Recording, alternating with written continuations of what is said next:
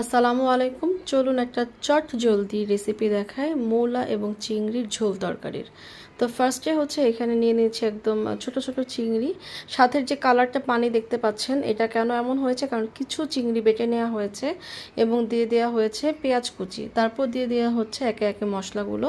তো ফার্স্টে হচ্ছে এখানে দিয়ে দেওয়া হলো লাল মরিচের গুঁড়া, হলুদের গুঁড়া, অ্যান্ড হচ্ছে মনে হলো যে ঝালটা আরেকটু লাগবে, তাই আরেকটু লাল মরিচের গুঁড়া দিয়ে দিলাম। তো এটা জাস্ট কিছুই না, একসাথে সব মিক্স করে আর কি দিয়ে দিলাম। এটা আপনি চাইলে ফার্স্টে চুলায় না বসিয়ে মিক্স করেও নিতে পারেন, অথবা হচ্ছে চুলায় বসিয়েও করতে পারেন। আমরা হচ্ছে চুলায় বসিয়ে করছি, দেখেন চুলাটার মধ্যে কিন্তু কড়াইটা এখনো হিট হয়নি। তো তারপর দিয়ে দেওয়া হলো সয়াবিন তেল, আর তারপর হচ্ছে সামান্য পানি দিয়ে এখন এই মশলাটা ভালো মতো এই চিংড়ির সাথে কষাতে হবে। তো চাইলে এর থেকে আরেকটু পরিমাণে আপনি কম পানি দিতে পারেন। তারপর হচ্ছে দিয়ে দেওয়া হলো ধনে গুঁড়া দিয়ে এখন বাকি মশলা এবং পানির সাথে এই ধনে গুঁড়াটা ভালো মতো মিক্স করে নিয়ে এখন জাল করতে হবে। জাল করার ফলে এতে হচ্ছে পানিটা শুকিয়ে যাবে। তো এখন দিয়ে দেওয়া হলো সামান্য পরিমাণে লবণ।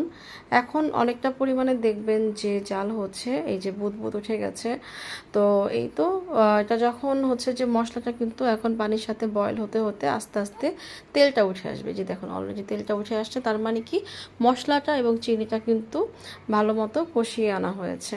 এখন হচ্ছে যাতে নিচে লেগে না যায়, এভাবে ভালো মতো নাড়াচাড়া দিয়ে তারপর হচ্ছে এতে পরিমাণ মতো পানি ঢেলে দেওয়া হলো। এখন হচ্ছে পানি ঢেলে ভালো মতো যেসব মশলাগুলো হচ্ছে কড়াইয়ের সাথে হালকা হালকা লেগে গিয়েছে, এগুলো আমরা পানির সাথে সাথে ভালো মতো কিন্তু উঠিয়ে নিব এবং মিক্স করে নিব।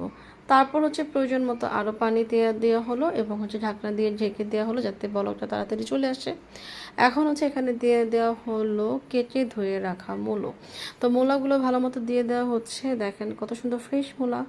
এখন এই ঝোলগুলোর সাথে নিচে যে চিংড়ি আছে এটার মধ্যে কিন্তু এই মূলাটা খুব ভালো মতো এরকম নেড়ে ছেড়ে দিতে হবে যাতে মূলগুলো ডুবে ডুবে থাকে। তারপর একটা ঢাকনা দিয়ে ঢেকে দেবেন। ঢাকনাটা উঠিয়ে দেওয়ার পর কিছুক্ষণ পর দেখবেন এরকম বলক চলে আসছে। তো আমরা নেড়ে চেড়ে দিব। তো এটা হচ্ছে মূলা কি পরিমাণ শক্ত সেটার উপর ডিপেন্ড করে যে কতক্ষণ রাখবেন। তা মানে আদারওয়াইজ কিন্তু এটা কিন্তু খুব একটা কঠিন রান্না না। তো আমার কাছে মনে আছে যে এই মূলাটা একটু শক্ত ছিল, তাই হতে একটু সময় লাগছিল।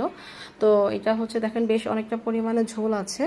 ঝোলটা কিন্তু টেনে আসা পর্যন্ত আমরা এটা ওয়েট করব। তো দেখেন তেল উঠে আসছে এবং মোলাটা কিন্তু হয়ে এসেছে।